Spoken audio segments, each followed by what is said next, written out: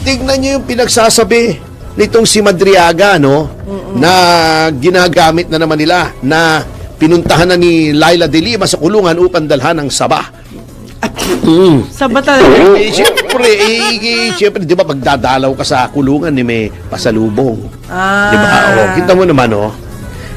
Wala na. Unang-una, may sinasabi siya 1 bilyon piso sa isang super grandia daw. Oo, Imposible.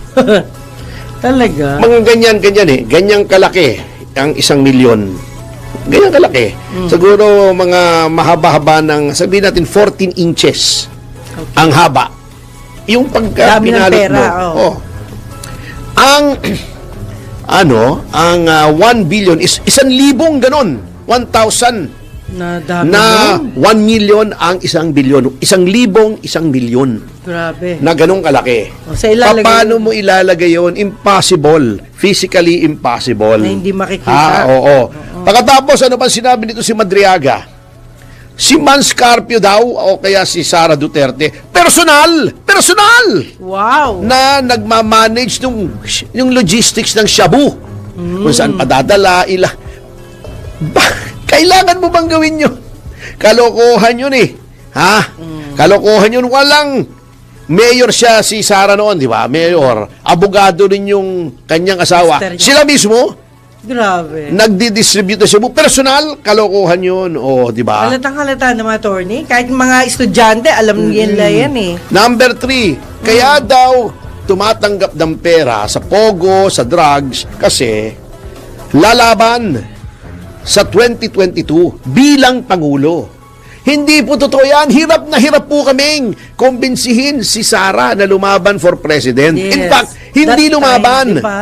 Nag-vice president lang. Ayaw niyang lumaban. Maraming dahilan, hindi na relevant yon. But, noong time na sinabing nag-iipon ng pera para sa pagkapangulo, wala pong balak lumaban. Gusto lang mag-mayor. Kaming nag-uudyok na lumaban si Sara. Di ba meron kami nung Run Sara Run? Yes. Di ba? Opo. Oh, may mga ballers pa kami noon eh, Run Sara Run. Ngunit ayaw niya. Matagal bago na kumbinsi. At last minute, kaya sinasabing nag-iipon. Bakit ka mag-iipon para sa isang bagay na wala ka naman balak gawin? Yan. Last minute yun eh. Alam naman natin, pinag-unite lang sila para uniteam. Si BBM Opo. at saka si Sara. Last minute yan eh. Opo, totoo yun. Na nag-vice siya ni BBM. Yes. Di ba? Opo. Oh. Walang balak yan eh. Bakit mag-uipon kung walang balak? Di ba? Halimbawa ako, binata ako, ayoko naman magpakasal. Ba't ako mag-iipon para magpakasal? Wala ka naman plano. Sabihin mo, napikot ako, tapos na, di ba? Opo. Spur of the moment yun. Hindi ako nag-ipon doon. Pangatlo ha. Kung may balak man si Sara na lumaban for president, hindi niya kailangan mag-ipon ng maraming pera. Bakit? Equity of the incumbent. Ang ama niya, ang Pangulo. Correct. At that time, di ba? Opo. Nakaupo. Iyo Malacanang, mayor ka ng Davao, congressman yung mga kapatid mo. At kung ikaw ay lalaban, mag-anunsyo ka lang noon, panalo ka na as president, Correct. si Sara. Opo. Dadagsa na ang pera, hindi ka na kailangang manghingi, darating yan. Kusa. Oo, plus, hawak mo ang entire machinery ng government, hindi mo kailangang maraming pera. Equity of the incumbent. Oh, di ba? Opo. Oh, bakit kailangan mo ng pera? Common sense eh. Oh. Kaya yung sinasabing, nag-ipon, pilyon, kinailangan kasi tatakbo. Kalokohan yun. At saka di ba, na-expose, Opo. sabi classmate daw, ni Madriaga, si Sara Duterte sa San Sebastian, Yun nga. nung sa law. Anak ng teteng, 12 years old pa lang pala si Sara noon. Nung nasa law school siya, yung grabe na timeline. sila. Mahirap yatang pumasok sa law school ng 12 years old, ano? 12 years old, Ano kasi, grabe. Doogie Howser? Hindi nyo naabutan yung si Doogie Howser. Ngayon, okay.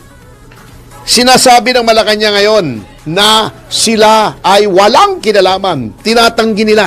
Nakakahiya kasi. Oo, 'di ba? Sabi ni Claire, hindi totoo 'yung sinasabi ni Topacio. Wala kaming kinalaman diyan. Teka, sino bang makikinabang kung si Sara Duterte ay mai-impeach? Kakasuhan nyo, di ba? Okay. Ang makikinabang siyempre ay si Pangulong Marcos na mailalagay na niya kung sinong papalit sa kanya para hindi siya ma-prosecute sa katakot-takot na ginawa niyang anomalya habang siya'y nakaupo. Kasi ang gustong mangyari ngayon ng administrasyon na ito ay yung pumalit ay tao rin nila. Parang si Boying Remulla. Para ombudsman, hawak nila. Yung susunod na presidente, hawak nila. Para maproteksyonan sila. Okay. Yan si Claire Castro kasi may attorney lang ang pangalan yan. Parang hindi totoong abogado eh. Eto ang sasabihin ko. In criminal law, mayroong principle na kung sinong makikinabang sa krimen, siya ang presumed na gumawa ng krimen. Kung sino makikinabang. O, halimbawa, may mag-asawa. Niloloko siya nung asawa niyang babae. May kalaguyo na ibang lalaki. Pinatay yung lalaki. Sino bang makikinabang? Sino bang may motibo? Di ba yung asawa? Oh, magiging suspect siya ngayon. O, di ba? Oh, di ba? Oh. Ganun po ang criminal law na absent yata si Claire Castro noong tinuro yon sa law school. Baka mahilig siyang magbulakbol or law school ng One Ball University ang pinaglakan niya. Oo. Dapat i-clear nyo yan. I-clear Oo, dapat kaya yan. walang maniniwala, sabi nga nila, ikwento mo sa pagong. Yang sinasabi niyong wala kayong kinalaman, sino bang mga nandiyan sa mga tao na nagdemanda? Di ba mga tao niyo yan? O, di ba mga kritiko yan ng mga Duterte? Kayo may gusto kay Claire Castro eh. Bakit ako? Kayo ang nangangampanya. Ginaya ka na nga ni dating COMELEC chairman eh. Sabi niya wag niyong alisin yan. Si Attorney Claire Castro kasi. Pag-usapan natin yan na bukas, yung